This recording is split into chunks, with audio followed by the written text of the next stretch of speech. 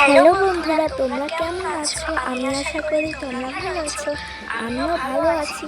তো আজকে আমার সাথে চলো একটি গেম খেলবে।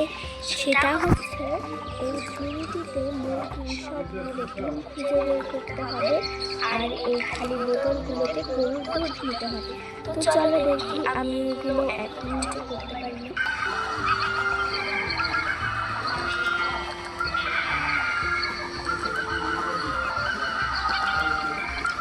তো আমার সবগুলো ডিম তোলা শেষ। চলো এখন দুধ নেব।